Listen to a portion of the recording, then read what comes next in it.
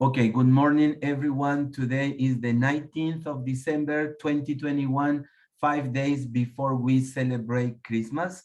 I don't know if you all celebrate Christmas, but let's celebrate life. Let's celebrate everything we have to be, or we need, or we should be grateful to life, health, job, family, house, clothing, and everything else. As usual, let me share my screen so I can show you what we are going to do today. So it's been 2 years since we started our international English online meetings. And as I told you before, I started doing this because I didn't know anything about how to use Zoom. I knew nothing. I was a 100% illiterate. So if you want to watch all the videos, they are in this channel. Who has presented? Look, Rana Bilal from England, well, me. Look, how many people, if you remember these people, Jesus from Ecuador, from Argentina, from the USA, from Guatemala, from Ecuador, from Argentina, from Colombia, from USA, Costa Rica, Araceli from, hello Araceli, you're present here, Edison from Ecuador, Monica Rodriguez, Gustavo Gonzalez, Raj, Christine Kum, Mauricio Arango, Olenka Villavicencio, Beatriz Erazo, Skip Gold. We had our round table. We had our round table. It was the first one, I guess. Yeah. It was about challenges and opportunities. And then we had these wonderful people with us. Remember them? Yes. Okay. And then we had Rubén García, Esther Vázquez, Rosemary Rivera, Tito Hidalgo, Mónica Rosas, Araceli, you know this woman? Yes, I do. Araceli's beautiful and smart daughter, just like the mother, Glenda Gallardo, Eugenia de Loza. Then we had our second round table. It was professionalizing English language teaching in Peru. And we had these wonderful professionals and human beings.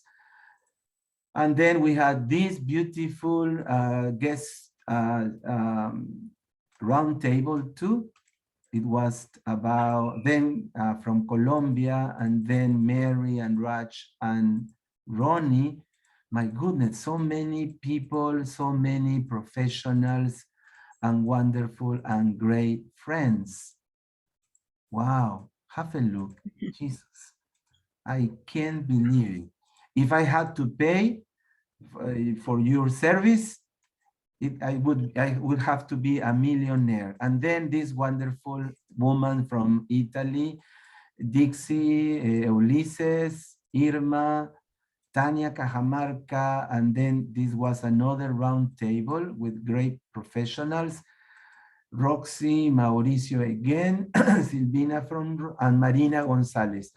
Araceli, could you help us please to read this and explain what you understand? Okay. This is not the year to get everything you want. This is the year to appreciate everything you have. And this is what is happening to many of us this year. Yes, it was not as we wanted or as we expected, but it was an opportunity to appreciate everything that we have, everything that we are. And Yes, that's why I'm here. Thank you. yeah, thank you, thank you. My dear friend Marco Antonio Aparicio, I love this. Can you read it, please, and tell us your feelings? Why gratitude is important during COVID. I'm grateful for those who love me. I'm grateful for today. I'm grateful for the stronger who was kind to me. Yeah, for the Stranger, sorry. stronger. For the stranger Yeah, who was for the kind to me. stronger and a stranger. Because Yes, right. that stranger was a stronger. Right here, there are doctors, nurses, paramedic, everybody who was helping us. Right. Yes.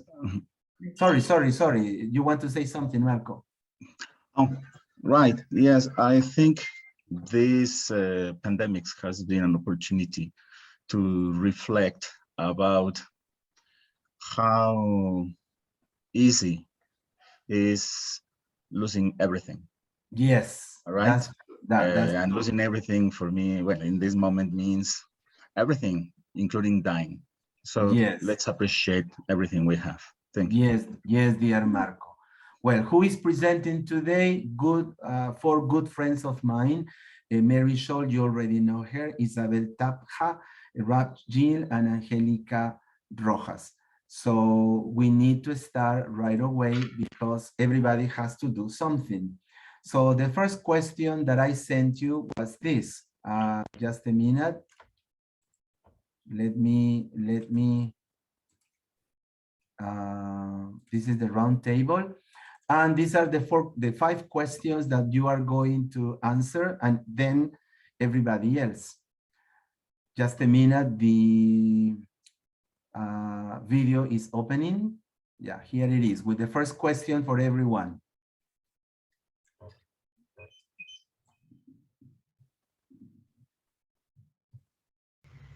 Yeah, thank you. I'd like to share two things that I've learned during these 2 years of pandemic. Of course, I've learned many things, but I only like to share two of them that I think are that you will feel that they are both valuable. One is the understanding and the embracing of the phrase "these too shall pass." The phrase "these too shall pass" is a translation of a Persian adage. It's now popular and used in many languages, and it reflects the ephemeral nature of the temporary nature of human condition. It was known in English because there was a fable written by Edward Fitzgerald in the 18th, and the fable was about the King Solomon. The title was Solomon's Seal, and in it, a sultan requests of King Solomon a sentence that would always be true in good times or bad times, and to which Solomon responds, "These too will pass away." So bad times will pass away, good times will also pass away. And we have to embrace both, be happy in both, and learn how to survive in both. And the other thing that I've learned and I'd like to share with you is the word perseverance. It was the most popular word in 2021 in the Cambridge Dictionary. It has over 240,000 views, and it captures the will of people that never give up despite any challenge that could happen in their life. And I think that this is what we have learned during these past 2 years, that no matter what, our willpower is what keeps us going on. So those are my two things that I'd like to share. So that is the first question for our three guests, and then for the people who are here. What have we learned as human beings and as professionals after these 2 years? So Mary Scholl, maybe you would like to start? En pequeño. Mary Scholl? Thanks, Jaime. That was beautiful what Isabel shared. I think it is important to understand that everything will pass and we can persevere. These last 2 years, I think for me, one big thing is that I think it's been hard for everybody. Like there's nobody who's escaped it being hard. And just to know that and to remember that it's been hard for everybody. And for me, if we focus on being human, it makes it possible to persevere and possible to let things pass. part of being human, I see really as having a lot of empathy for ourselves and for each other. Learning to talk about death and learning to live, like learning to understand that death is, I mean, I think we all know it's a natural part of life. I think we all know that but I think it's really easy to live with an illusion around like it might happen to everybody else except for me. Yeah. And when I live with that illusion, I'm not fully alive. And so how can I learn to really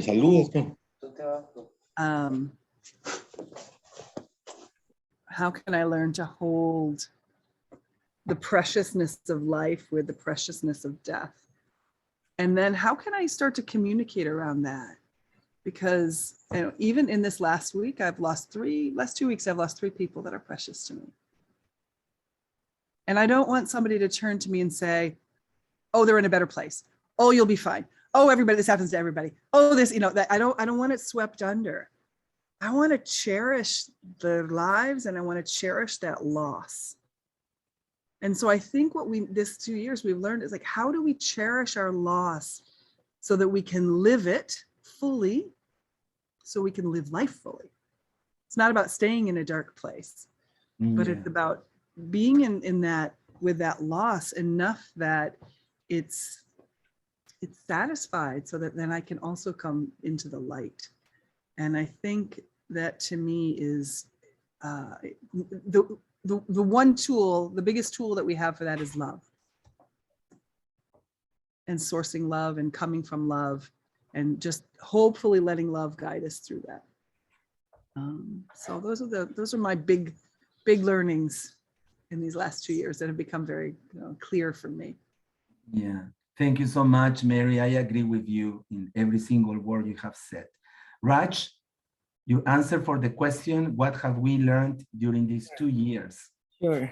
Good morning, everyone. Nice to be with you.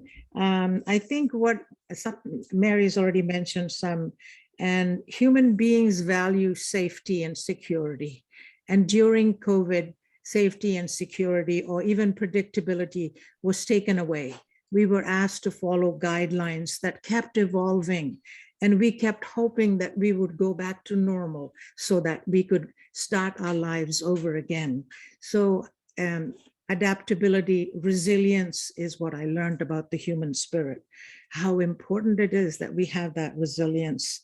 And it's important that we take a few steps in each other's shoes before making a judgment or an evaluation or a comment, because we don't know. We may be in the same storm, but we're not all in the same boat. Everyone went through something. Some went through a large amount, some through a lesser amount. Listen, and I really, really emphasize this: listen to understand, not just to give your response. Listen to understand so that you can receive people where they are, instead of, oh, no, this is going to be okay, like even Mary mentioned that. And the one other point that I'd like to make is it's important that we transform our right, wrong, good, bad thinking. That either or thinking leaves us stuck. A lot of the pandemic has pointed to diversity, equity, inclusion, belonging, and I'll talk a little bit more about that in our other questions. So welcome, folks. It's a world which gives us a chance to really look at how do we survive together. And I would be remiss if I didn't say the value of community. Jaime, you've created this international community for us to gather. It was predictable. We could meet with community. We could talk about things that matter to us. And it gave us a sense of profound belonging. At least it gave me a sense of profound belonging. So thank you. Thank you so much, Raj. As I usually say, it's been possible with your help, with your time. If I didn't know you, if you were not my friends, and if you were not that generous, it wouldn't be possible. So thank you, God, thank you, Zoom, thank you, even pandemia, even the pandemic, even the COVID has given us in the same way that it has taken something from us or somebody, it has also given us many things. Thank you. And finally, Angelica in Colombia. Yes, thank you. Thank you, Jaime, again, for having us with you again, sharing with you and with all the colleagues around the world. Well, I was thinking of the same word as Raj was mentioning, resilience. I've learned to be more resilient. I've learned to endure life as it comes. And I also realized how fragile, how vulnerable we are. Even though I think we are very strong people. I think, for example, in Colombia, many things have happened. Colombia is unfortunately a very, very violent country. This experience with the pandemic has been or has given us a very strong message, which is to be more empathic with the others, because sometimes we get used to mistreatment, we get used to violence, we get used to not realizing that the other is there, not realizing that we have neighbors, that we have people who might need us. So in this situation, in this extreme situation, I noticed that we have learned to be more empathic with others. So that is something really important. And in my personal or professional experience, I understood that I am very willing to adapt to what is happening. So if I am able to adapt my classes or adapt my work to the circumstances, that means that I succeeded. I succeeded in this situation. So it is difficult, of course, as my partners have said, it has been very difficult for everybody. Many of us have lost family or relatives, but we are still waiting for something good to come. And that is what keeps us here, strong and resilient. That is my message. Very profound ideas and opinions, and we could write a book with all your comments. Thank you so much. Anybody in the audience here who would like to say something briefly about what have you learned during these 2 years? Anyone? Irma in Ecuador? Yeah. I think that hard times are eye-opener options for anybody, for everybody. So we know, and we all agree that the pandemic has been awful in the sense of a lot of people being not vaccinated at that time and not knowing all the protocols, got, sick and died. But I think the two main things that I can take with me after or during this pandemic is the power of adaptation.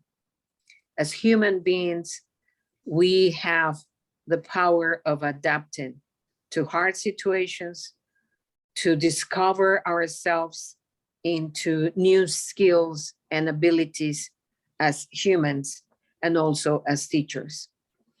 And I say it's an eye-opener situation because as a teacher, I was exposed to different 34 or 22 or 18 situations of life that my students have.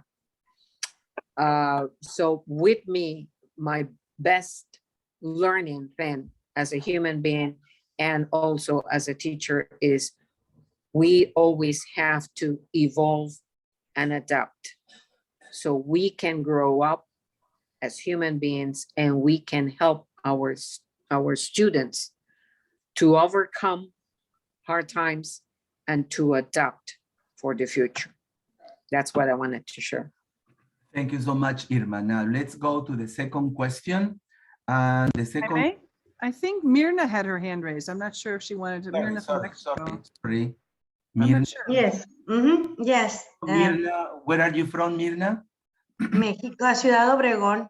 Welcome, México, dear. en el norte. Welcome, dear Mirna.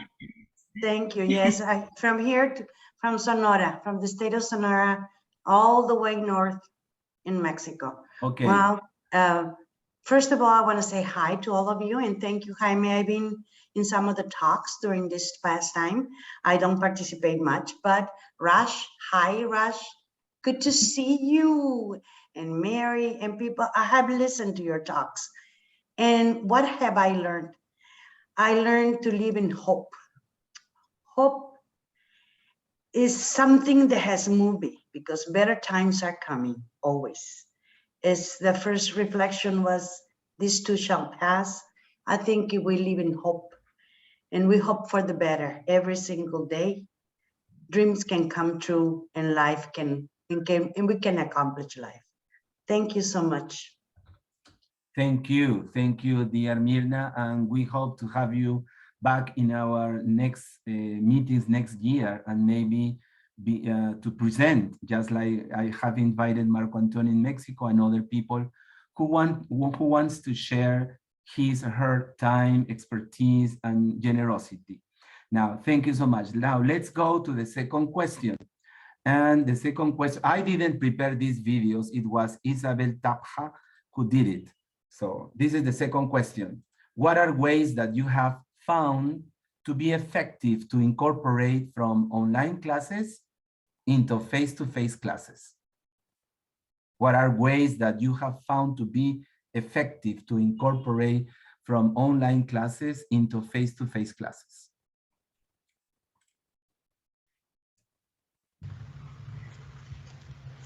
I think that the one tool that I like to keep in face-to-face would be Googling. And I would say, oh my God, this lady is crazy. The truth is that I'm not teaching. I haven't taught in I don't know how many years. However, I am now a learner. I am in the middle of an MBA course. And being a student helped me to understand how useful Google is. And we have Google Docs, we have Google Meets, we have Google Sheets, we have Jamboard, all of them great tools with apps on the phone that can be used in face-to-face classes to collectively build things live during a class. And I do believe that this is a great way to collaborate without the feeling that someone is going to say no to my idea or someone will criticize what I'm saying. Here, everything is there, everything happens at the same time, everything happens live. And the work is a real collective work. Of course, not to be missed also for working at home. It could be any type of homework, any time of assignment, any kind of project. I think Google is a great tool. Moreover, I do think that we should all include Googling as a skill in our CVs. Google is wow. I want to keep it in my face-to-face classes. Thank you. So that is the question now for Angelica first. What are ways that you have found to be effective to incorporate from online classes into face-to-face classes? And then Raj, and then Mary. Thank you, Jaime. Well, unfortunately, I haven't been into the teaching field for more than a year, almost 3 years now, because I decided to explore other aspects of my career, of my field. So as you were mentioning at the beginning, I started working on editing and translation of books. So, but at the same time, I have been able to do some tutoring service to some of my ex-students from the universities where I have worked. And what I have seen is that technology is, is necessary all the time. And it's a tool that we need to know how to handle very well, how to manage very well. Otherwise, it could be a little bit exhausting. And when we are at home all the time, probably it is more difficult for us to manage a timetable, to manage our time. And at the beginning, when the pandemic started, it was very hard for me to adapt my own schedule because I was all the time like in the disposition of working. And but at the same time, I'm a mother, so I had to combine all those elements in my life.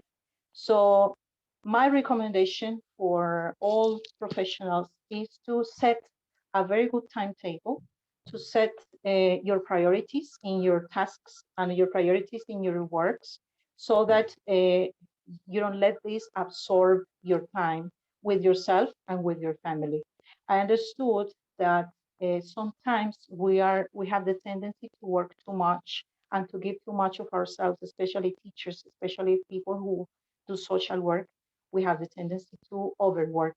So I learned with this situation, I learned that it wasn't right and I needed more time for myself. So whenever I have a schedule for work, I try to respect that schedule. I set my limits, and I also want to go out for a moment, to go for a walk, to go to the gym, etc. And in that way, I know that I'm taking time for myself. So technology is fantastic. It's amazing. We have many tools to use, but we also need to have control over it.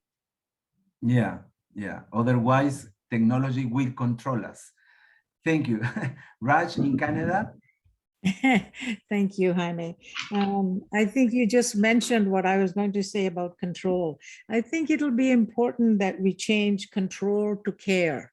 With so much controlling technology, mechanics, PowerPoint presentations, etc. So how to change control to care? And the second point I'd like to make is how to balance connection with content. And what I mean by not online connection, but human connection. How much am I as a teacher relating to my learners? And how much am I focused on, did I cover the content? So connection becomes essential. Just like in Zoom right now, we would like us to stay connected so that we can deliver the content. And the other point I wanted to make was learning to be flexible, because I think flexibility will be huge. So many times I come in with a big lesson plan and hoping to deliver all of it, and something happens in the classroom. Then how to set that aside to attend to what emerged. And that's what we did during the pandemic. We were adapting and innovating all at the same time. And that will go into the in-person classrooms as well. And we want to make sure that we use the technology to our advantage and not let the technology use us. So I think I'll close with that. Yeah, I agree with you too, dear Raj. And finally, Mary. Thanks so much. Things that I was thinking have been covered by others, which is lovely. So one thing I'd like to add is a little bit around less is more. I think a lot of our, the big learning during the pandemic is that we can work with less content. We don't have to have as much content. And I hope that goes back into face-to-face, because, I'll see it like in the language classroom where a teacher will have 50 vocabulary words for one class. And it's just, if we really want them to learn, if we want them to be able to remember them and possibly use them, that doesn't happen in one class with 50 vocabulary words. So I hope that learning, that less is more, carries over and carries back into the face-to-face work, and to really focus on what are this teaching to the seed as opposed to the whole fruit basket. So if I give my students the tools, the skills, and the language to continue learning, then they'll get maybe they get 15 words in a class, and that they're really able to use those words, and that they know how to continue learning more words, rather than quickly skim over 50 words and they only get 5 because there was so much content. So I think that's the only thing I'd like to add. I'd also like to echo, though, the being adaptable and really emphasizing the humanity. I think one thing that happened in the pandemic is the personal lives became much more apparent when we were working on Zoom. Either we could see what was happening in somebody's house or background, or we would hear it, or we would talk about it a little bit more so that we could actually bring more of a human element into the to create connection as we're working on Zoom. And I hope that that continues in face-to-face, that there's space and time for us to bring our personal lives to have some kind of place in the classroom, so that people feel like they belong, they feel like they've been seen and heard, and that they feel welcome. Yeah, thank you so much. Again, I'm listening to you ladies. I'm thinking about, wow, so much information, so beautiful comments and ideas, and to write not only articles in the newspaper, but chapters in a book, right, Angelica? Well, anybody else here in the audience who would like to participate and say, what have you found effective to incorporate into face-to-face classes, please?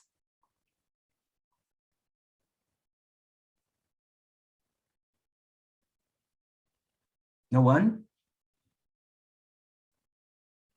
Okay, that is okay. Remember, there is a free ticket from your country to Machu Picchu for the person who participates the most.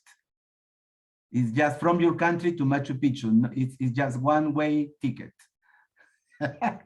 You will have to see how you come back. Can I say something? Oh, sorry. Somebody wants to say something. Yes, something that I would not want to, leave behind. I think the pandemic made me to be more tolerant with my student, more patient with my student, because it took a lot of time for many students to adapt to the situation. Even till now, many students are not, are still finding it difficult. There are those of them that like to learn in a social manner, that want to learn with others. But this pandemic experience, took all of us back home. And that made me to begin to think about some of these students. And you see some of them, ordinarily, they would finish their work within a space of time you gave them, but because of the situation, they can. So the teacher have to be tolerant and the teacher have to be patient. So I want to bring or go along with this new trait of being more tolerant, of being more patient with the student. That's what I've learned. Thank you. Thank you, my dear Michael. Anthony, let us see your boy, let us see your baby. So sorry.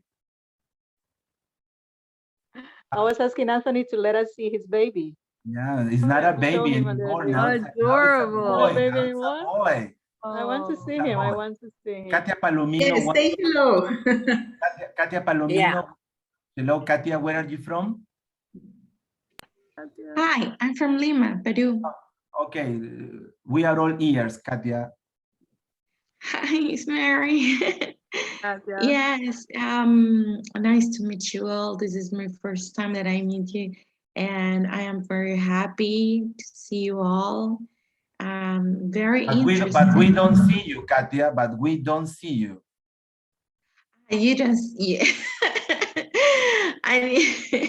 I'm sorry for that. Next time you're going to see me, I promise it.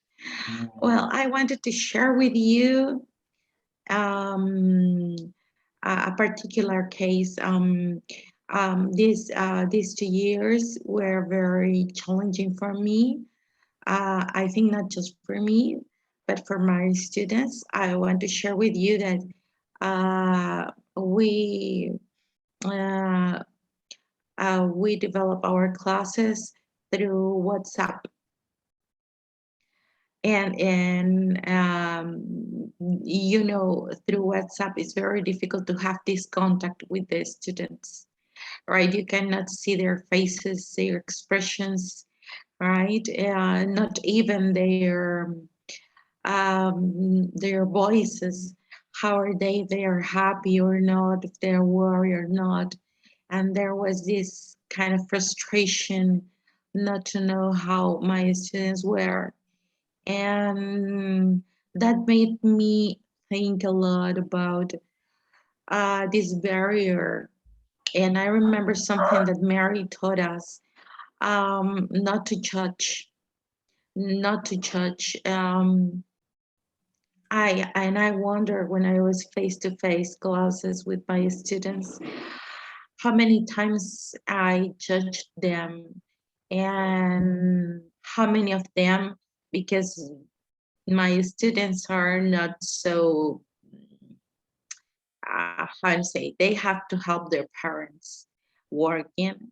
So how many of them were like sleepy because they were working? And that made me reflect a lot, a lot.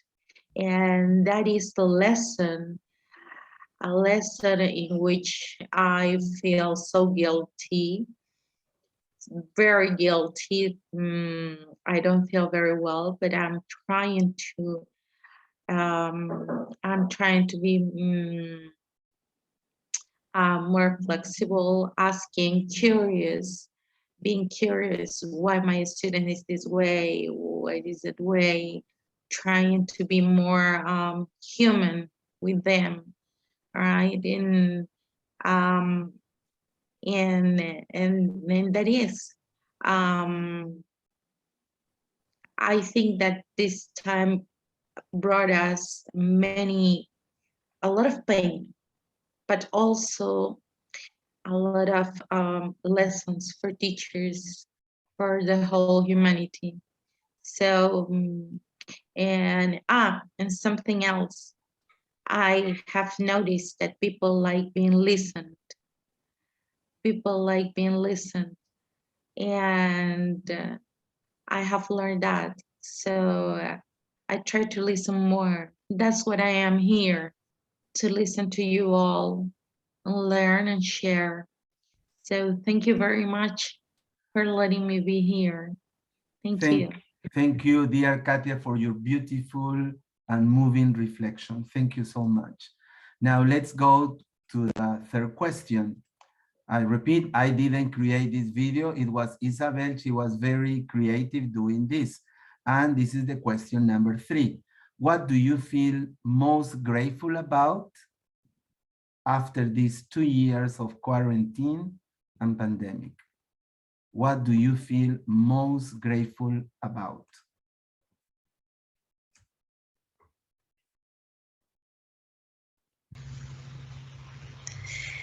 Well, I'm grateful for so many things. For instance, for my family and my friends who are all well and alive because of the vaccine. Before Christmas is my 3rd shot. For being able to join again university. I wouldn't be able to join university unless we had these long lockdowns that helped me to have the time to be a student again. But I was trying to find a common factor, and I think that a common factor would be the adaptive capacity, and I'm thankful for adaptation, because it's adaptation that I think help us to move forward with our lives in a healthier and productive way. And I'm pretty sure you have all heard about the VUCA environment and the VUCA world. VUCA stands for volatility, uncertainty, complexity, and ambiguity, VUCA. And I think each of those can be addressed in an adaptive way. So to address volatility, we have versatility. So we have to be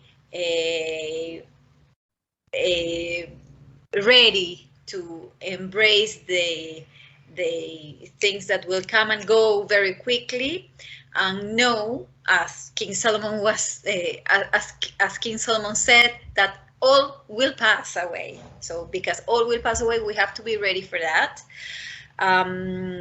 Uncertainty, because what we can do with uncertainty is be more understanding with ourselves, understanding with the others, understanding with the context, because we don't know what is going to come, we don't know what is going to happen tomorrow. So whatever happens, we have to understand. This is the way that I think we can adapt to uncertainty. Then what should we do to tackle complexity? Using our support network. When we think something is too difficult to be tackled by our own selves, then we have friends, we have colleagues. Please reach to them. This is the value of a network. Jaime, you are great because you have built this super network. So thank you. And to address ambiguity, we have agile leadership, we have agile environments, we have the agile approach. So we have to be very quick and change rapidly with whatever comes. So I think adaptation is the key, and I'm thankful for learning to adapt myself. So the question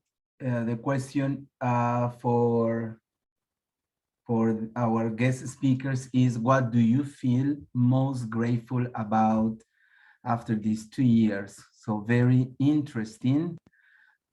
So very interesting. I had never heard about VUCA, vulnerability, uncertainty, complexity, and ambiguity. So we are going to start with Raj. Yes. Yeah, thank you. Yeah, I appreciated the word VUCA. I'd heard about it, but so the first point I wanted to make was resiliency.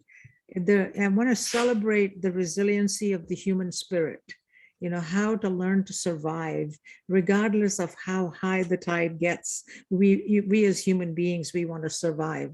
And I want to celebrate the innovation of science for the vaccine.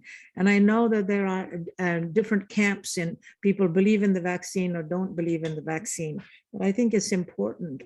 And I think agility was also mentioned, how to become more agile and how to become more responsive rather than just reactive. So I think we need to be more proactive instead of just reacting when something happens. And of course, I'm grateful for my family and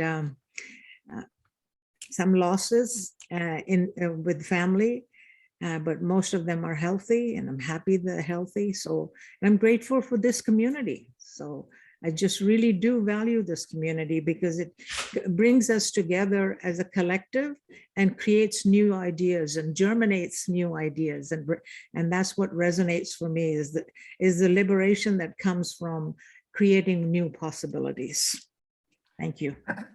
Thank you, dear Raj. Listening to all of you, I don't know if I am wrong, if I am mistaken, but I feel like if I were listening to great psychologists, giving me the best lessons about how to live and about how to adapt myself. And I hope that everybody who is listening to us have the same idea.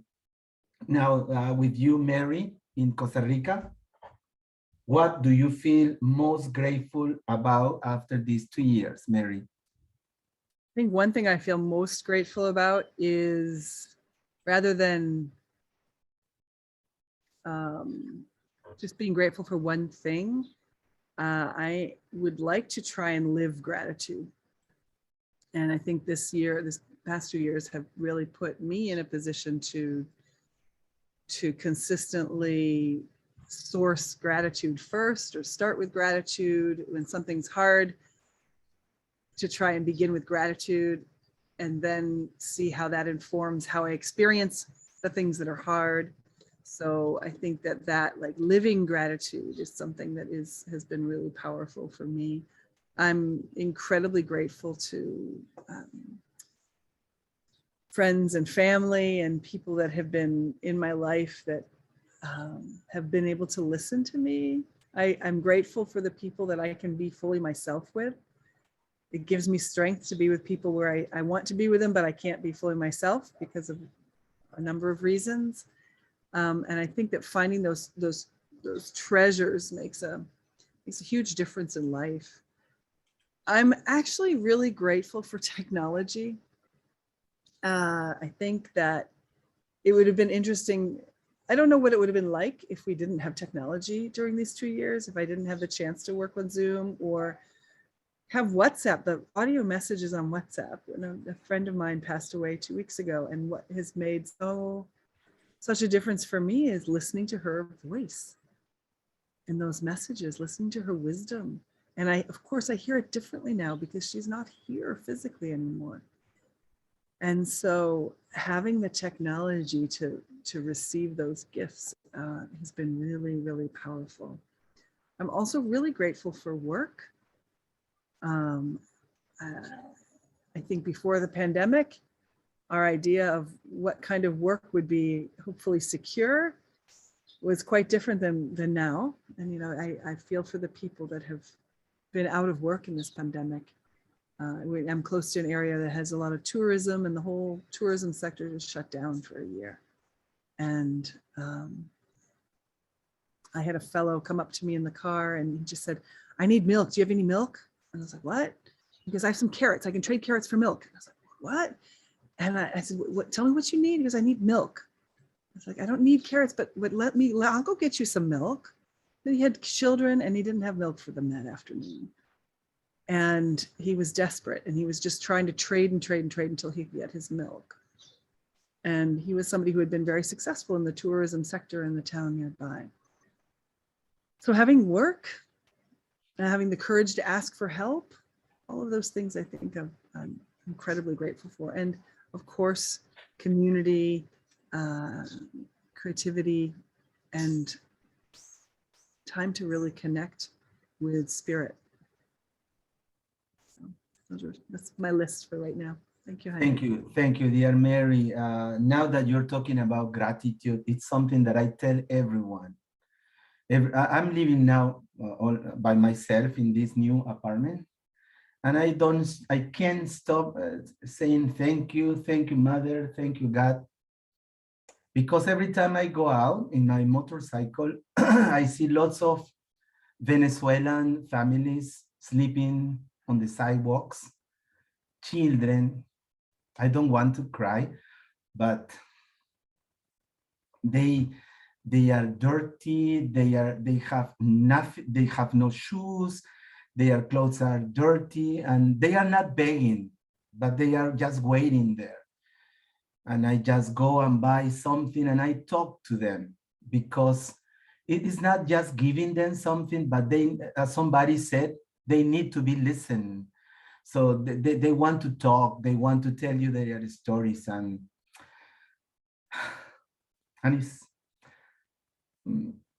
there are so many things we need to be grateful about, and we don't do that, and we should feel ashamed because we have so many things, so many people around us, and we are not as grateful as we should be. So your words motivated me to say that, Mary. Jaime, Yes. I want to make a comment on what you just said. You touched me deeply when you were talking about people on the street. I think they become invisible to us. And I think we want to make sure that people don't become invisible to us. Yeah. Yeah. And That's I think, true. yeah. Yeah, that is a magic word, invisible. We see them, but we pretend not to see them. And we shouldn't do that. Well, next one is Angelica, I guess, right? In Colombia? Is it your turn? Yes. Okay. My turn. I was also listening and learning from my partners.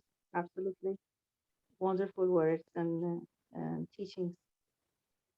I think, I don't know, I'm very sensitive and I believe in God. I don't know, for those of us who believe in God, it is really special for us to have this connection with the Creator.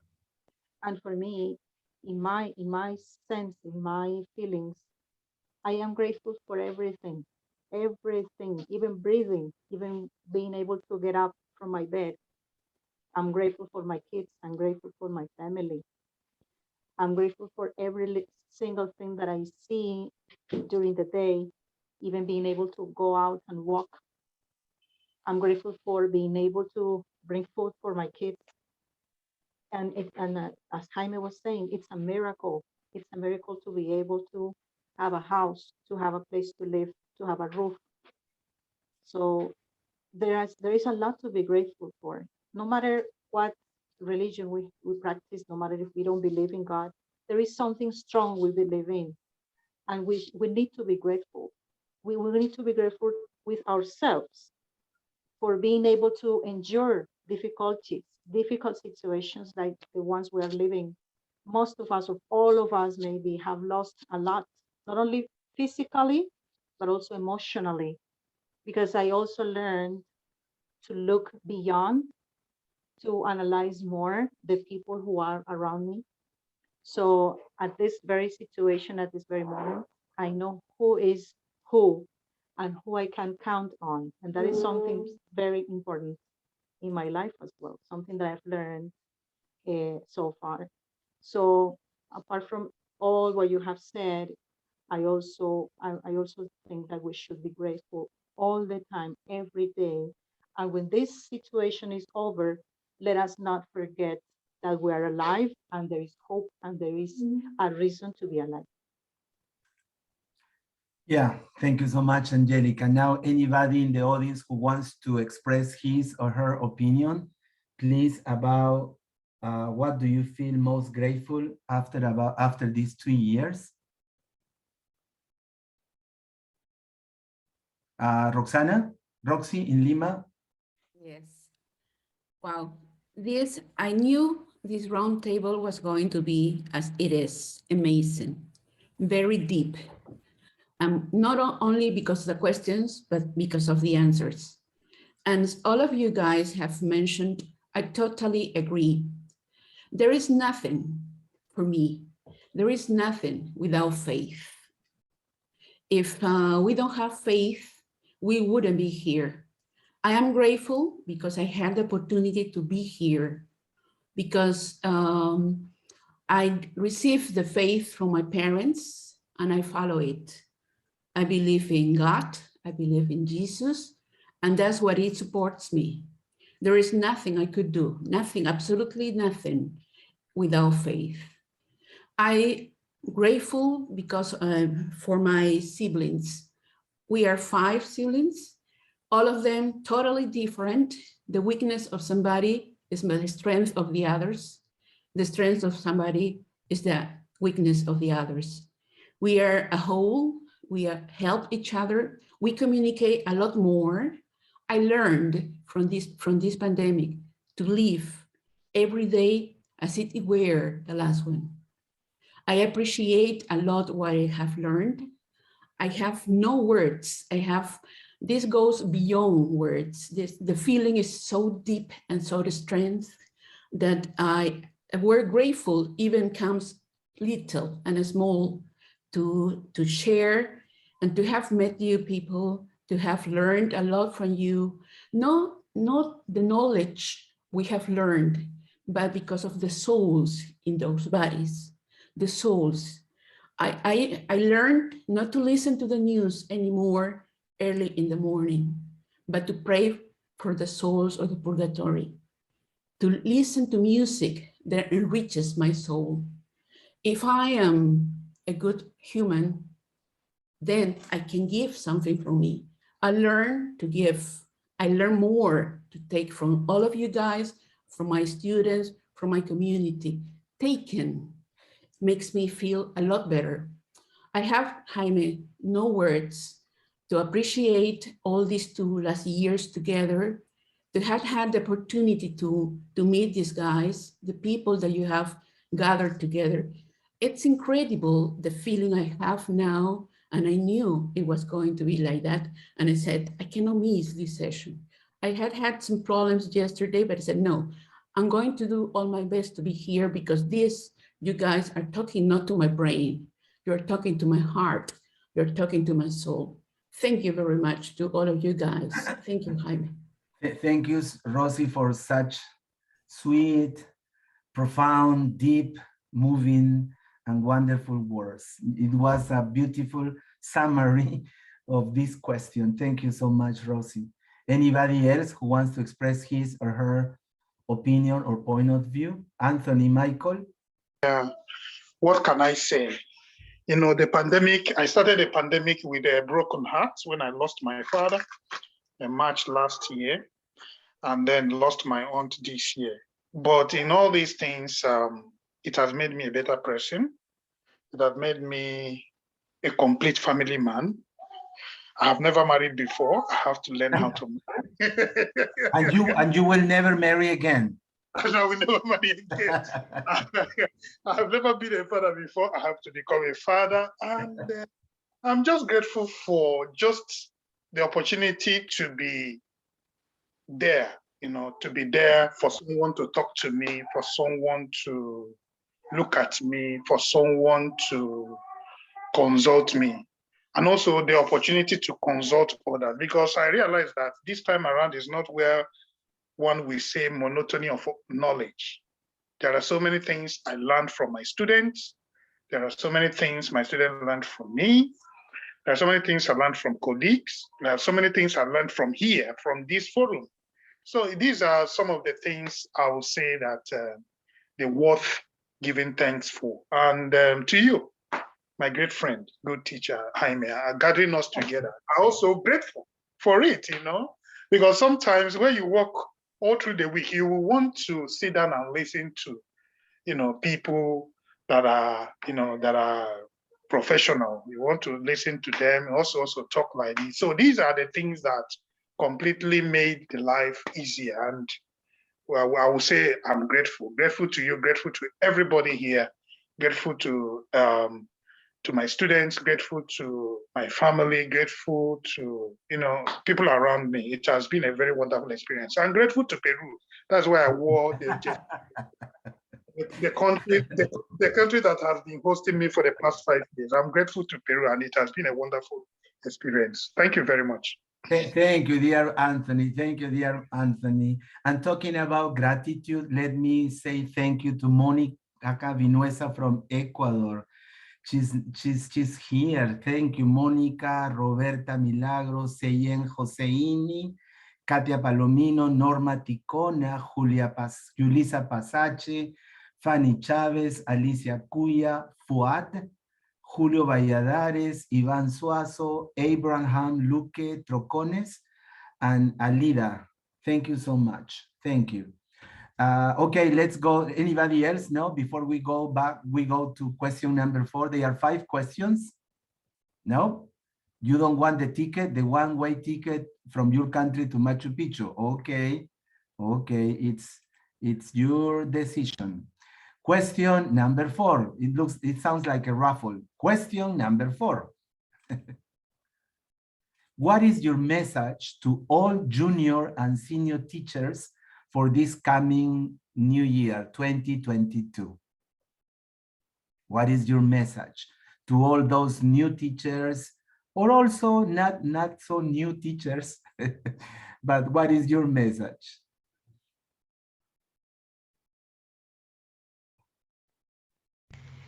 So I would say my message is really simple.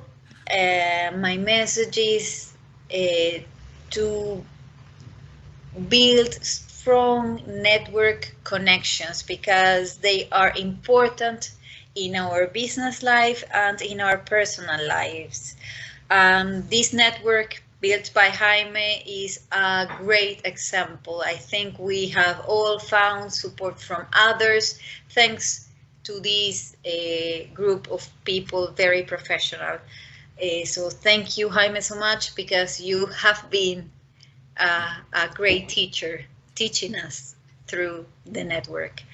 And how can we better at building connections and at building a network? Well, for once, we need to be connectors, meaning that we have to learn how to reach out to new people. Don't be afraid, so try to also introduce people to other people. That's really important, that you are a link connecting people. Another way to learn how to build a network would be reconnect. If you have friends or people, that colleagues that you don't see for a long time, reconnect. they are part of your network. Call them to tell them to have a great holidays. Call them to see how they are doing. Reconnect. That's very important. Another thing would be give before receiving, which is what Jaime has wisely done. He's been giving us these fantastic sessions on Sundays before asking anything from us. So that's a great way to build a network. And finally, try to create always win-win situations where you give and you also receive from others. And I think that's the message that I would like to come through. So let's keep building connections and let's keep building strong networks. So that is the question, the beautiful question. What is your message to all teachers in general? Well, listening to Isabel, as I usually mention, I learned this from Elizabeth Ortiz from Ecuador. I remember a conference I attended, and there was Gabriel Diaz from Uruguay, Mary Scholl, as we say in Spanish, la crema innata of the best professors. And I said, and I asked her, how could you get these wonderful professionals and human beings in this conference? And she said to me, they are my friends. So that is something beautiful when your friends are great professionals and your friends are great human beings. This is what is happening in this. This has been happening for 2 beautiful years. I have great good friends who are great professionals and who are, so that's why these 2 years of these international English online meetings have been so successful. So thank you, everyone. Thank you. So Mary, Raj, and Angelica in that order.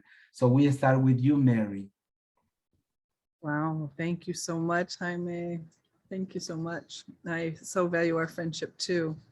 And I value your friendship cultivating sense and how you are such a good friend. And to come off of that, I think a beautiful piece of advice for all teachers is how can we cultivate friendliness and friendship coming off of that what you're saying, Jaime.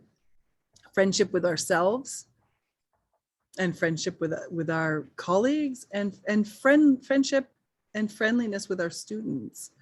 It doesn't mean I have to tell people everything, but friendship is when we pay attention to each other and when we treat each other with kindness.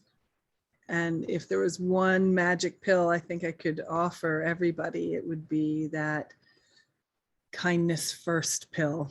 If I could be kind first. I don't always have it. I try. I strive. That's what I'm trying to do. We're all human. But kindness first. I think also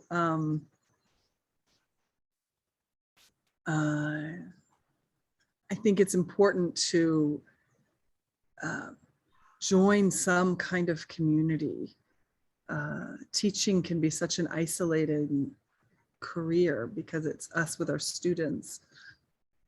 And whether it's creating a sense of community within the classroom, so we really feel like a community, or whether it's creating community with colleagues that are in the same area or people I think we all need community. And in order for us to get community, we have to work at it. It doesn't just pop up. Jaime, when you're showing us all of the speakers that have been here with you these 2 years, it's amazing. It's beautiful. You have worked so hard to make this happen. And it's that dedication. And if all of us had that dedication for some community, then many communities would happen. We just did this project in Peru. It was such a gift. And Katia was there, Roberta, who's here, Alicia, are all part of the Communities of Practice project that we did with the teachers and supervisors from the Ministry of Education in Peru. And it was about helping them become leaders of communities of practice. And what we really focus on though is pro-social skills and learning about how important they are and how to work with them with ourselves so that we can then cultivate them in our community, because that's what's going to make the community. Content is incredibly important. Yes, we need to know our content, but it doesn't go anywhere if I don't have community. So joining communities, stepping up to maybe leading communities, I think is a really important part of our professional world. I think I'm going to stop there. I think that's what I need to say. I have a few other Thank you, dear Mary Scholl. Thank you, dear Mary Scholl. Do you have a middle name, Mary Scholl, by the way? My full legal name is Mary Susan Scholl Bridgman. My goodness, sounds like an actress from Hollywood. Jaime, my middle name for Mary is Mother Teresa. Of education. Really? Of education. Mother Teresa of education. Yeah, wonderful name. Raj, it's your turn. What is your message for all teachers in general? So, and these are some suggestions that I'll give you because they were helpful for me in my journey. Develop a feelings and needs vocabulary. Understand feelings and needs, and learn to make requests. Ask for what you want, not for what you don't want. So those are very, very, very helpful. It was for me. And when we do this, we will take responsibility for my thoughts, words, and actions. It's important that I take responsibility for my thoughts, words, and actions and not be blaming others for what's happening.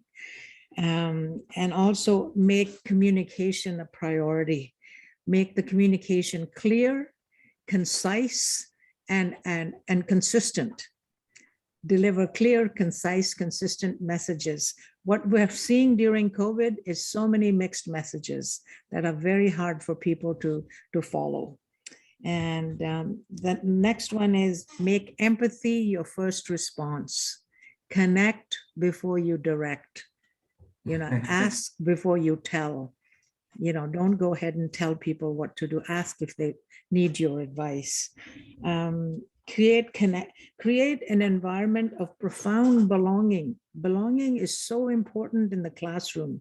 When a student or a learner believes they belong in the classroom, the learning is highly elevated.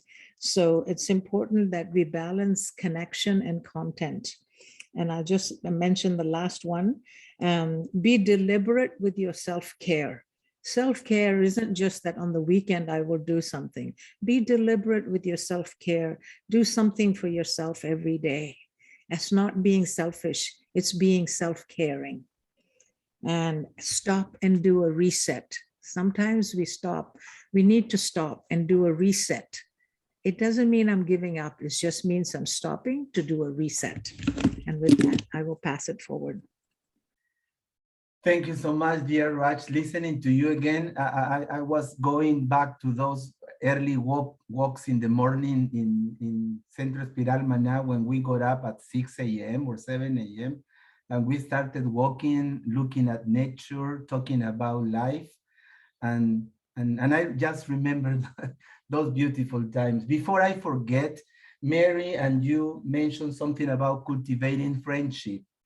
Something that I always tell my friends, and I want to thank you all for your nice compliments and your words to what I do, but it's, as I said before, it's everyone together. It's not just me, it's the university, it's Zoom, it's you, and everybody else. I always tell my friends, tell me that you like me or you don't like me before I die. Because I see in Facebook when people die. I like you. Yeah, everybody posts. Thank you, Mary. I don't like you. I love you. Jaime, I think it's important that I mention these two things. Forgiveness. I think it's important that we focus on forgiveness as well. It elevates trust when we ask for forgiveness. Yeah. Yes, 100% agree with you. And as I was saying, let's tell we love each other, we like each other. Let's tell us when we are alive. Because when we are dead, nobody, you won't be able to read it in Facebook. There is no Facebook in heaven. There is no Facebook in hell. So life is now, not yesterday, not tomorrow, but now. Sorry. I like you and I love you and I love all the presenters. There, you have it. Oh my goodness, now we are all in love now. We are all in love. Back to you, Angelica, in Colombia. Thank you very much. Before I start my intervention, I would like to thank my brother Fuad Shelar, who is in Iran now. He's my partner in master's degree. And I also want to thank Seyed Hosseini. Gracias, Seyed Hosseini, por estar acá. So Monica in Ecuador says, love is in the air. Yeah, love is in the air, right? Okay. Okay, yes. I don't know why this, especially this year, has been a real challenge for me in terms of thinking more of myself. So maybe my message goes in that direction. Usually we teachers or we professionals who work with a lot of people, we are always willing to help. We're always willing to listen to others. We're very sensitive about other people's problems, but we tend to forget a bit about us. So finding the way, as Raj was mentioning, wonderfully mentioning this, finding the way to think of me, to understand that I'm also a human being, that I also have my own necessities, my priorities, that I need time for myself, to find myself in this planet, what my reason to be here is really important, is essential. And that is something that I learned as well this year. So my message to you guys is especially that one. We are born here for a reason. We have a reason to be here. We already attended to our call, which is being a teacher, being a professional in this field. But let's keep on finding or looking for the reason to be here as human beings, as creation of God, as anything we want to relate it to. But there is always a why I am here. I am here to return to my creator, or I am here to just to let it go and die and that's it. There is always something deeper than that. So that is my message to all my partners. And I also, of course, I don't want to finish my interventions without saying thank you.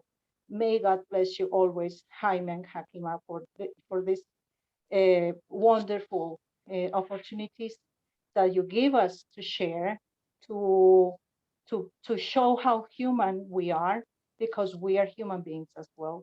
And I really value your friendship. I'm always willing to be here to listen to you and to share with everybody. Thank you very much.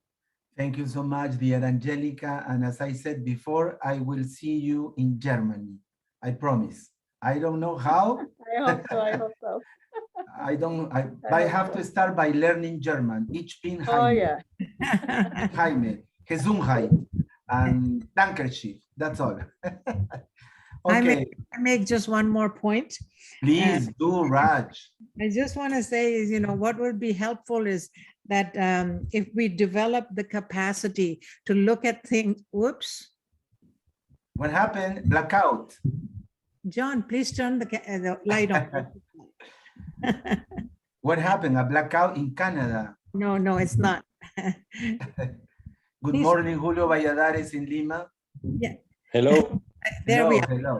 Develop the capacity to look at things with a beginner's mind.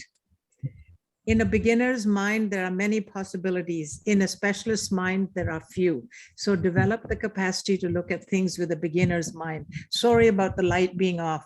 It's a full moon on the sea. My husband's trying to take some pictures. Fortunately, you have a good husband. Okay, now to all the present, the same question. What is your message for teachers next year? Both new ones, old ones. As Julio said, those who have 5 years of experience, 20 years of experience, or a life of experience. Anybody who wants to express his or her message. Yeah, please. I would like. Hi to everybody. I was with my camera off because I was in pajamas. That's the truth. But here I am. Are you still wearing them?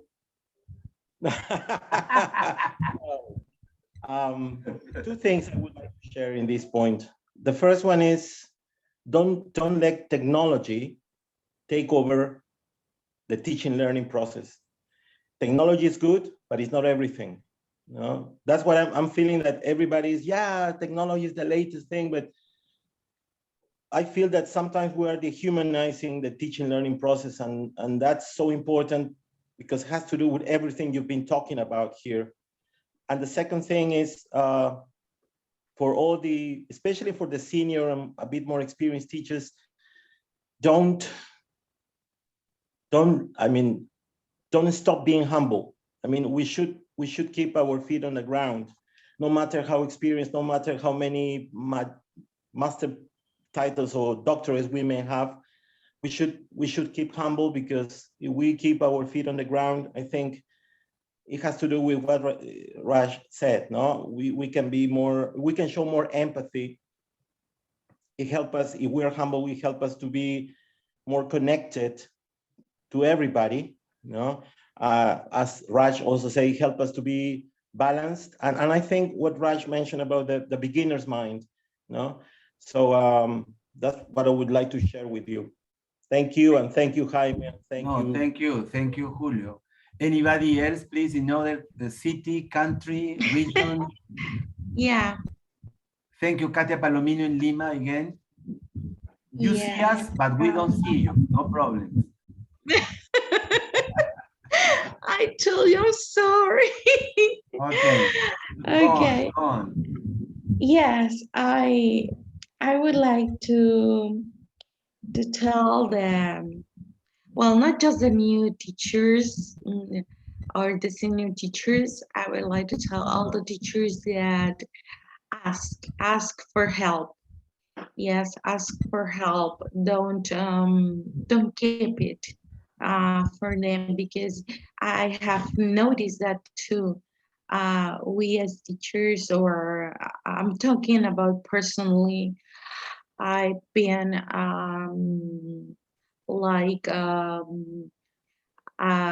have that fear of feeling, yes, of feeling vulnerable. Yeah, that somebody could judge me if I don't speak clearly English, if I don't know how to manage my class with kids that are very, very, creative or something, for saying like that. And in this last class with Mary, I have learned that it's very important to ask, but not just to ask, but also sharing with others if they have very good practices, right?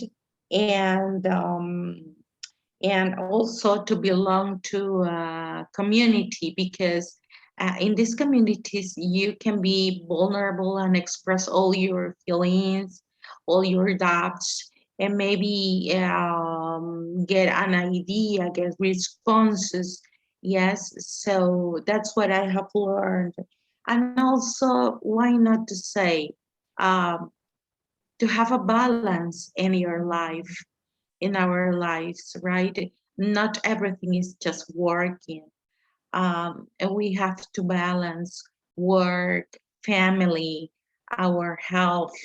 So, in taking into consideration all of these topics that I have said, sounds like easy, but it is not.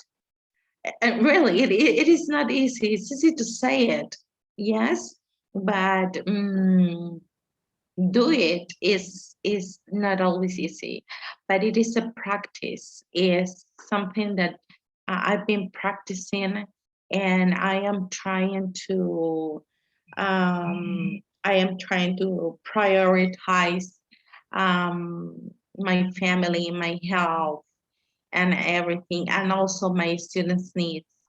So that's a lot to say. I cannot say just one thing, right? But that was what I wanted to share with you. Thank you so much, Katia. Ivan Thank you Suazo, for listening.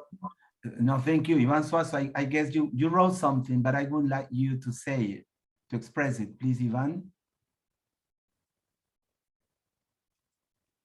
Ivan Suazo? No? He fainted. Well, he wrote an invitation to use our hearts to feel human essence in everyone, including teachers, students, and administrators, and to accept that we are all doing our best. Okay. I get it. He cannot speak. Okay, anybody else before we go to the last question? Yeah, Roxy? Yes, I really want to run up these ideas, the differences sometimes of junior and senior teachers, and I am a senior teacher, we have to be approachable. We have to offer the help. Sometimes junior teachers feel like, how can I ask this, or asking for help, as Katia said, it's hard sometimes to ask for help. But we that are senior teachers, we have to offer the help. We have all this experience behind it, and we have to notice when somebody is in need to help them, not to be waiting for being asked, to help them when they are in need, or to offer some ideas, suggestions. We have to be approachable, but sometimes I don't know if it's too much respect that they have for us, or they are scared, or they don't know how to do it. But we are humans, and we have been in those places before, and somebody help us. And due to that, we have to follow that idea that everybody has something to teach, even being a junior teacher. Everybody has something to give, and always to tell them when there is a will, there is a way. So nothing is impossible. Everything is possible just through a path, through some guidance, and everything is going to be better for the 2022 and on, more than that. Thank you, Rosie. Thank you. Mirna, you want to say something before we go to the last question? Yes, I would like to, well, at this moment, I'm working in una escuela normal superior, which is, I'm in charge of I'm the assistant principal academic, and we are in charge of future teachers, okay? So my population is only 230 students. It's not a large school, but what the impact we can have in future teachers. How can we involve them into being human, as you mentioned? And like belonging to a community, Mary has helped me. She has given some talks. And what can we do? It's such a big, how can I say it? I feel so responsible. I feel responsible for really helping these future teachers to become humanized, to become the best teachers, and empathy. And I think you need to walk your talk. That's the only way we can do it. And being humble, very humble for them. Thank you. Thank you, dear Mirna in Mexico. Thank you so much. Okay, and the last question, the last idea is this one, a final message to everyone after these two beautiful, horrible, incredible, marvelous, difficult, horrible, whatever adjective we want to use of these 2 years, a final message. I'd like to tell you a story, and this story I heard it for the first time from one of our directors at the office. And the story is the story of two frogs. One of them was a bit pessimistic, and the other was amazingly positive. So one day, when they were looking for food, they jumped into a bucket of milk. But because the sides were too slippery, they were unable to go out of the bucket.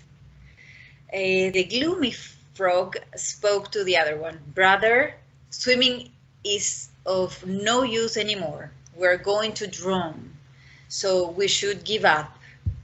But the energetic frog looked in away and replied, hold on, my friend, keep swimming. Someone will get us out. As they continued paddling for some time, and after a while, the fatalistic frog said, brother, there's no use. I'm already exhausted now. I am just going to stop paddling. We're doomed. There's no way out of here. But the cheerful frog said, keep trying, keep swimming, keep paddling. And another couple of hours passed. The hopeless frog said, this is nonsense. I can't go any longer. We're going to drown anyway, so what's the use? And then he gave up. He drowned in the milk. But the other frog kept on paddling. 10 minutes later, the resilient frog felt something solid beneath his feet. He had turned the milk into butter, and he jumped out of the bucket. So let's keep all swimming. Let's keep swimming. Wow, what a wonderful story. What a wonderful lesson. So who starts, Mary, Angelica, or Raj? Your final message for this session, not because somebody's going to pass away. Angelica, I would like to offer it to you. Okay, Raj, you start. Asking her to start. Raj, what is your final message to everyone? Oh, okay. I have, it's that time of year, so I have 3 things I want to give or offer. A feeling of peace and profound belonging. May you enjoy peace and profound belonging, and may you have an abundance of courage to do what you choose. And the last one is practice makes progress. Let's keep doing it. And that's my final words. Thank you, dear Raj. Mary or Angelica, who's the next? Okay, yes, I can say by now that firstly, I want to wish everybody a wonderful next year, a wonderful 2022. I hope this next year is going to be full of blessings and all your dreams will come true, God willing. And just keep trying. If we fall down, we just raise and keep moving. I know that sometimes it's really hard. We get depressed, we get sad and everything, we get hopeless. But there is always somebody there who wants to listen to you. There is always something there that attaches you to this world and attaches you to keep surviving and keep struggling. So let's not lose faith. And please keep attached to this network that Jaime has created. His big effort is seeing the results. And I know that we can share a lot and we can give a lot from each other to each other and to our students and to the rest of the community. So just don't give up. Thank you very much for this opportunity, Jaime, and everybody. Thank you, dear Raj. Thank you, dear Angelica. Keep paddling like the frog, and maybe the meal will turn into butter. Next, Mary Scholl. Mary, I don't remember your middle name. My goodness, Mary Susan. Mary Susan. Okay, Mary Susan. Some people call me Maria Susanita, Maria Susana, Mari, Mariquita, Maria, Mary, any name works. They all work. or Mother Teresa of education. No, yeah. That's a big one. Oh, wow. I just, Jaime, thank you so much for this opportunity. Thank you for creating this community and for making it available not only on Sunday mornings, but also online in the YouTube channel. I can't always come on Sunday mornings, and I just love being able to watch it online and learn from everybody. And I'm so grateful for that. And I think the message that I wrote down that I think I want to share, let's see, because I thought, even though we changed the date, I know it was originally last week and then we changed it. I knew that, but I totally forgot. So last week I came all ready. So today I just pulled up my notes from last week. I love the wisdom story about the frogs. I want to share one other little wisdom story and explain why I think it's so important. And it comes out of a Buddhist tradition. And Buddhist monks aren't allowed to touch, if they're male, they're not allowed to touch women. And there were these two Buddhist monks that were walking a pathway through the woods, and they came to a river, and there was a woman there. Sorry, my dogs have things they have to say. The woman there who needed, they want to buy something. They want to share their dog wisdom. Yeah. There's a woman at the river who needed to cross the river. And there were two monks. There was an older monk and a younger monk. And the older monk offered to help her. And she got on his back, and he walked across the river, and he carried her across the river, and she got off and she walked away. And the younger monk also crossed the river, and they kept walking. The woman walked in one direction, and the older monk, the younger monk, walked in a different direction. And after a while, the younger monk said, look, I got to talk to you about this. I don't understand. We are not allowed to touch women. What are you doing? Why did you pick her up? Why did you carry her across the river? You're not allowed to touch women. And the older monk said to him, he said, I put her down and I left her there back at the river. You seem to be carrying her with you.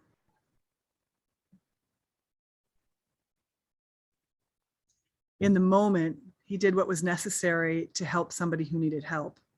And then he let her go. He wasn't carrying her with him. He let her go, and she went on her own way. And I think sometimes we carry things with us that we don't realize we can let go of. Yeah. Whether we think we're supposed to carry them, whether we think that we have to carry on them, we can't get rid of them, we can't let go of them. And so the one invitation I was thinking about is how can I think about what is it that I'm carrying that I might want to let go of? And, you know, what is it that we are carrying that we might want to let go of? What is it that you are carrying that you'd like to let go of? And know that it's never too late to begin again, and we can begin again and begin again and begin again. Raj mentioned the beginner's mind, and I think sometimes it's hard to remember that I can always begin again. I'm still breathing, I can begin again. Right? And so if we know that, I think it gives us the great power to learn and live empathy, learn and live forgiveness, learn and live gratitude, learn and live joy, you know, all of those things, learn and live connection with God or spirit. You know, that possibility is endless, really. So I hope that in this season, whatever it is that you're needing to let go of, whatever it is that you're needing to learn, whatever it is that you're needing to begin again and again and again, I hope that you find the clarity and strength to do so. And I hope that love and peace are sources for you as you walk through this world. And I'm so grateful for everyone here. I'm so grateful for how people show up and how people learn and begin again and begin again. And how, Jaime, you've really given us this place to be together. So happy holidays, whatever holiday you might be celebrating. And if you're not celebrating now, the next time you celebrate, happy holidays. And I look forward to seeing you all the next calendar year in the calendar that I'm participating in. So. Thank you so much, dear Mary, Raj, and Angelica for being the guest speakers today. Maybe you would ask, you could ask, why only girls? Because in my opinion, because of my mother, I guess that you ladies, God said you will be smarter, more intelligent, Well, that's why I appreciate the wisdom you all have. Well, let's give some time to the other people who wants to say something before we finish our, I was going to say class, before we finish our meeting today. So anybody who wants to express his or her final message. Hi. Hello, Fuad, that's your name, Fuad? Fuad, yes, it's an Arabic name. Where are you from? Where are you from, my dear Fuad? I'm originally from South Africa. I'm currently in Iran. Oh, welcome, welcome. Okay, thank you. What time is it in your place now? It's 20 to 8 PM. Yeah, it's PM. It's night. Okay. Night starts about at 5:30 over here. Okay, we are listening to you, my dear Fuad. Okay, I just want to say that on what you have said, that you have learned from woman's wisdom, that a man's intellect can only be completed by a woman's thinking. Yes. And yes. And that's very, very true. In fact, without women, us men, we struggle through life a lot and unable to achieve and complete our missions. On the point that this meeting, I've been invited by Angelica. She's my classmate and also a friend and family to me. I would like to share something, two things. One is that I really appreciate the whole environment, the positive ideas being shared, the kindness amongst you guys. And I hope that it continues on eternally, that you always stay in good thought with one another. The second thing is, and I don't mean to contradict myself, but out there, when we go offline from the Zoom program, we face lives, we face our own lives, and it is also surrounded by negativity. There's challenges out there, and because Sister Mary and the recording, I don't know who was that lady. She told a story about frogs, and the Sister Mary told a story about the two monks, which has very more meanings behind it. Maybe lack of time doesn't allow us to deduce those wisdoms behind it. Another story that's commonly told as well is about two frogs. Actually, there was three frogs, and they were also in a pond. They were in, the two was in the pond, and the mud was filling up the pond, not water. So eventually they get buried. So the two frogs was trying to jump out. The one frog on top was shouting at them, and one of the frogs was semi-deaf. He could not hear completely what the frog on top was saying. And the other frog, he was jumping and jumping and jumping, and eventually he gave up and he stopped jumping. The deaf frog continued jumping and jumping and jumping, and eventually got out. And when he got out, the other frog was like, "What happened? What made you continue when your friend stopped jumping?" He said, "I saw you. You were encouraging me. You were shouting and you were shouting." And he said, "No, I was telling you to stop jumping, stop jumping, stop jumping." And he said, "Oh, sorry, I couldn't hear you, but I saw you shouting at me and I thought you were encouraging me." So sometimes in a negative world, it's our perception of things that helps us to get through the moment and not what actually is coming at us. So everything we are searching is within us and not out there. So I really appreciate spending the evening with you guys. It was a fun date, especially that it was a lot of ladies. And especially for me, I'm very far from home and I really miss my mother. And it was really good sitting with you ladies. Thank you very much. Thank you so much, dear Fuad. And I think that our next first international meeting will be, tell us your favorite story. Yeah, we have learned so much with these three wonderful stories. And as you said, Fuad, there are so many things behind and beyond them. Okay, anybody else who wants to express his or her final opinion today, please? Yes, Jaime. I wanted to thank Mary because thanks to her, I am here. Thank you very much for this whole year of teaching me, showing me new things, as well as Ivan and all your crew. They're very amazing. Thank you so much. And I am being part of this community.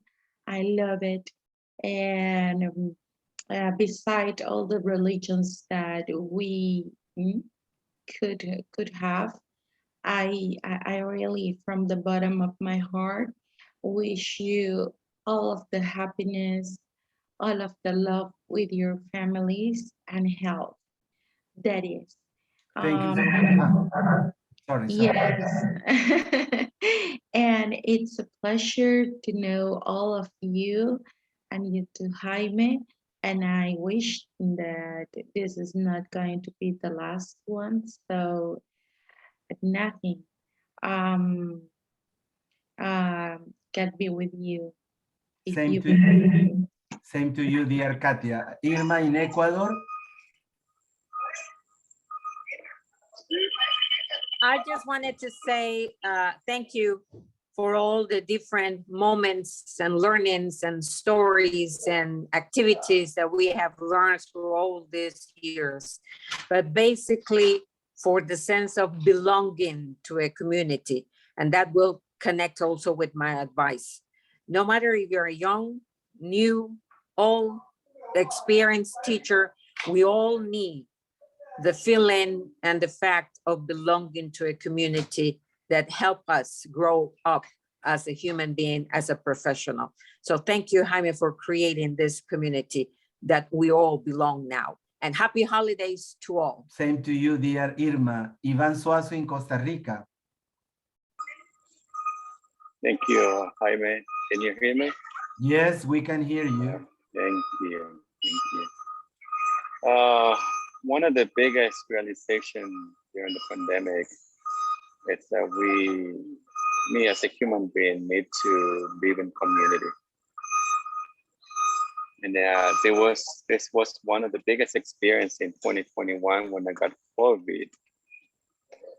And I guess one thing that something that supported me was the community. And Rash and Mary were part of that community.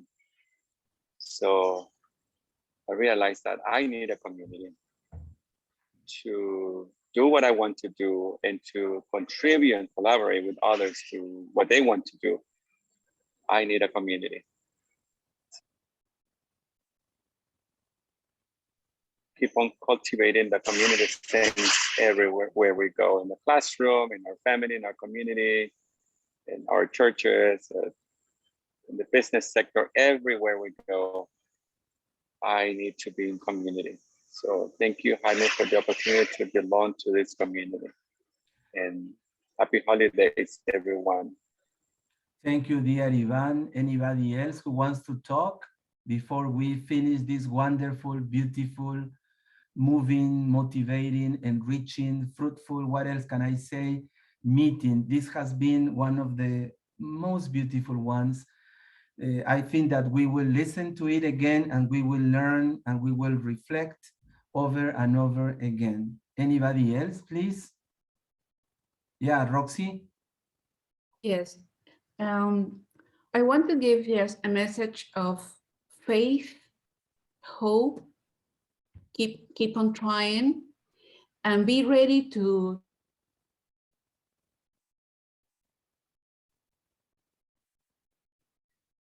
a lesson, and we need to learn from what has happened these last 2 years, and that is the reason of this situation. This has happened because humanity needed for some reasons, and there is no way to continue and to go on without learning from this lesson. So just Let's try to rise from the ashes, starting a new cycle, a new beginning, as Raj said, of a new group of years. Thank you so much, dear Rosie. Mary, your final words today. Thank you. Thank Those you, are my dear. final words. Thank you. Thank you. Thank you, dear Mary. Roxa, sorry, Raj. My deep gratitude for everyone's company during these last 2 years, and wish you all manner of joy and well-being for the holiday season and the best for 2022. Thank you, dear Raj. Angelica in Colombia, and finally Mirna in Mexico.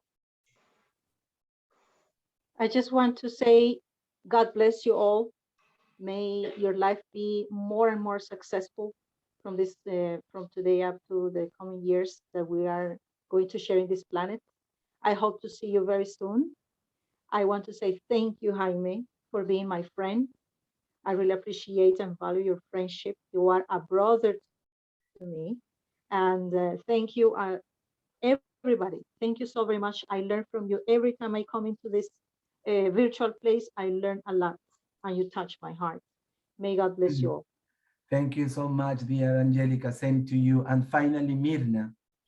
Well, I just want to thank you all. I just got Mary's invitation like 2 minutes before you started today. I was able to do it. I was able to connect. It was meant for me to be here. It was meant. It was God who wanted me to be here. Yes. He wanted me to be here and share with you all guys this wonderful moment. I'm very, very blessed. And I want to wish you the best. May God bless you all. May God give you what you deserve and what you hope for. Blessings to your families and to your loved ones. And let's keep on going. We're teachers, we're humans, and we're wonderful, you guys. We are wonderful. Thank you so much. Thank you so much to all of you. Thank you, dear Mirna. And let me tell you my story very briefly. 2 days ago, I went to the hospital, to the clinic with my companion, with my partner, during these 6 last years, because she felt really bad. She had some problems with her lungs and her kidney. And I was sitting there waiting for her like 2 hours. And the number of people that I saw getting into the hospital and the clinic was huge. I saw children, babies, old people, young people, and I said to myself, wow, I'm healthy, and sometimes I feel depressed for nothing. I feel upset, I feel angry, and I've never been in hospital, well, twice, when I had this accident and when I was little. But then, so again, I guess that the most powerful word today is gratitude. Gratitude and gratitude. That's why we call it, let's be grateful to life. So thank you so much, Mary, Raj, Angelica, Mirna, Fuad, Anthony, Irma, Marco Antonio, Roxy, Norma, Monique, Alida, Alicia, and everybody else who was every Sunday in Facebook Live. And thank you so much for everything. And see you next year in February, when we will start again a new year of international meetings, but this time we will invite students, because somebody said students need to be listened. So we will give them the chance of talking and talking, more than just listening. Okay, thank you very much. Have a wonderful Christmas and New Year, and see you soon. God bless you all. Blessings. Happy holidays. Happy holidays. Happy holidays to all of you. God bless you. God bless you all. And thank you all the people in Facebook Live. Thank you so much. Feliz Navidad a todos. Feliz Navidad. Feliz Navidad. Bendiciones a todos. Blessings for everyone. Bye, Fuats. Fuad's baby. Oh, hi, Fuad. Bye-bye. How beautiful. Bye-bye. Bye-bye, Fuad. Thank you so much. Bye. Thank you, See you. dear Monique. See you soon in Ecuador, Monique. Okay, let's stop Facebook Live. And let's stop the